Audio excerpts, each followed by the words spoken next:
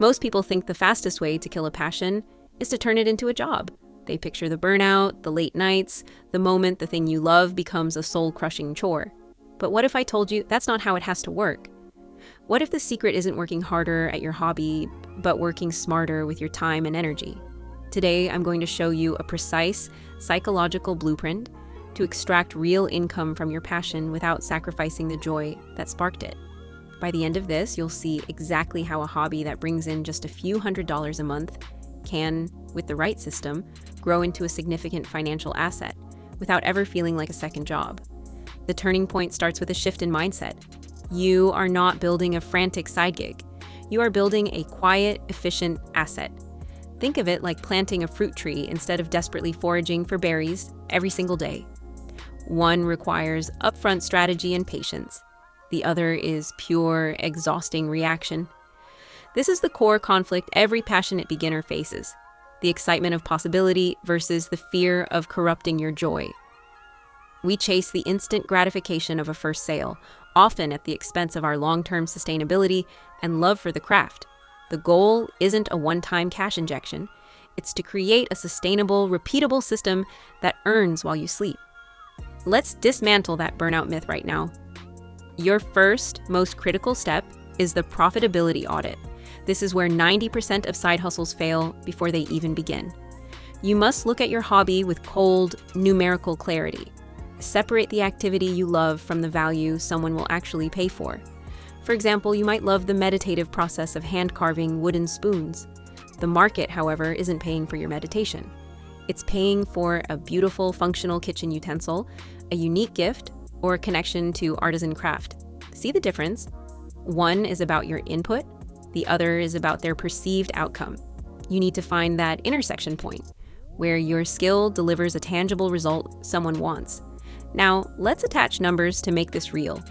Let's take two hypothetical friends, Alex and Sam, both talented bakers. Alex loves making elaborate decorated cakes. She immediately thinks, I'll sell custom birthday cakes. Each cake takes her 8 hours of active work, plus cost of ingredients, and she prices them at $80. Her hourly rate, after costs, is less than minimum wage.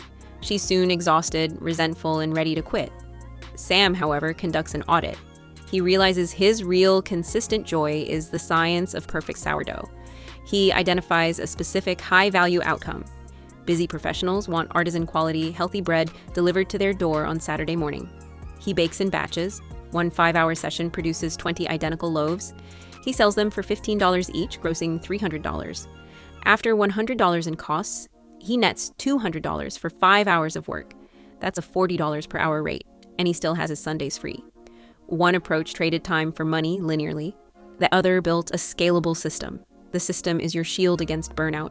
This is your reflective breath line. Build a process, not just a product. Your hobby becomes a business the moment you standardize one repeatable process. This is the productize phase.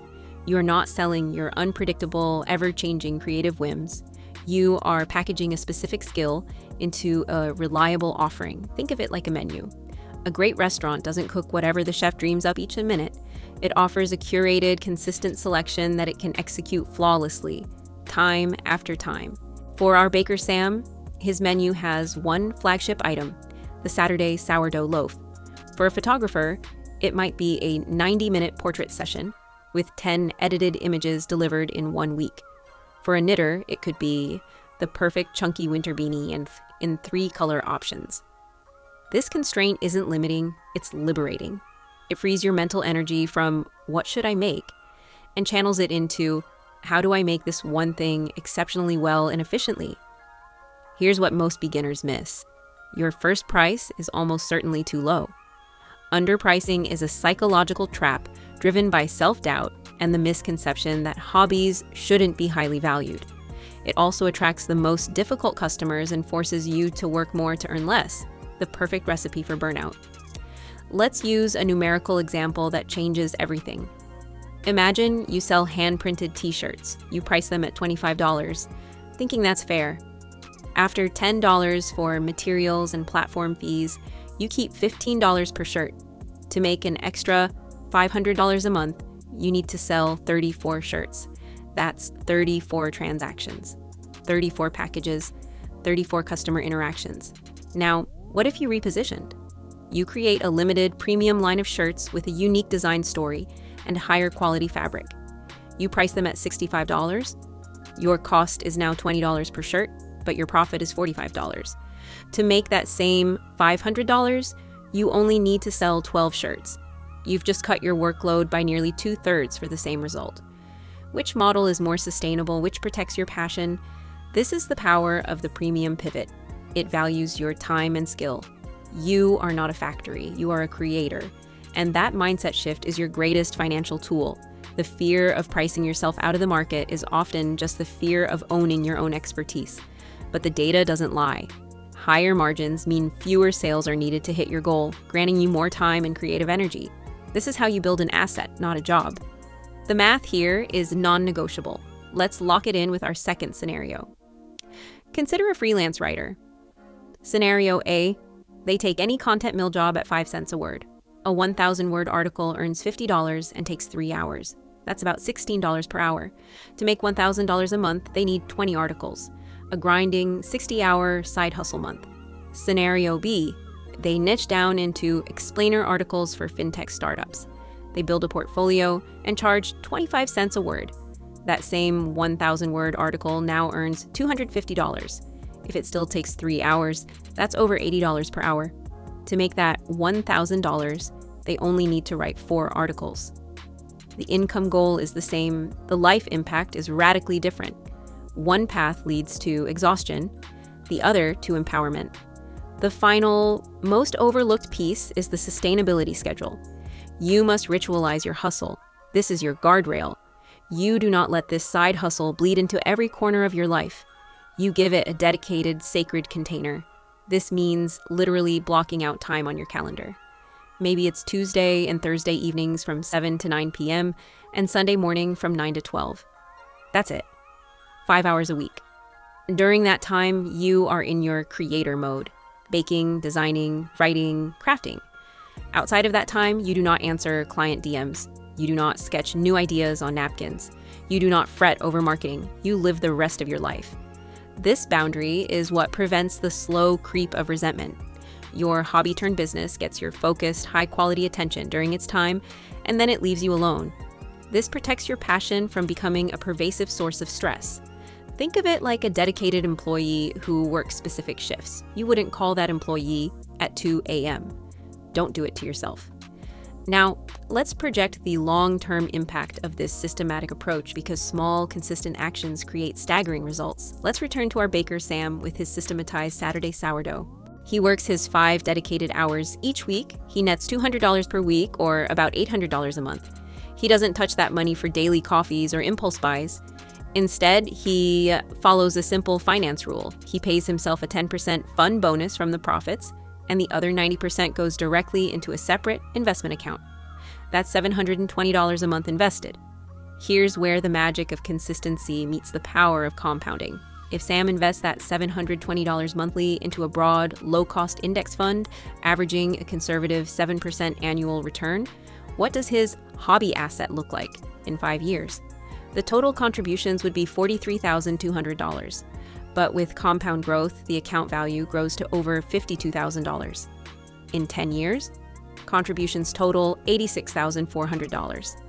The account value balloons to approximately $124,000. His passion for baking didn't just create extra spending cash, it built a significant financial pillar, all from 5 protected hours a week. Contrast that with the chaotic approach. Alex, the custom cake baker, eventually burns out after 18 months of erratic, low-margin work. She has little savings to show for it, and worse, she now dreads baking. Her hobby is dead. Sam's hobby is not only alive, it's thriving and funding his future. The difference isn't talent. It's the application of a calm, strategic system over frantic effort. This is the ultimate reframe. Your side hustle is not an energy drain, it's a focused, finite engine for capital creation. You are not trading time for money. You are building a process that, once optimized, runs with minimal input for maximum output. The psychological reward is immense.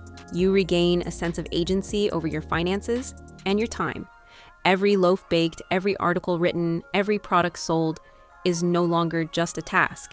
It's a brick in an asset you own. So, here is your actionable blueprint, stripped down to its core. First, conduct your profitability audit.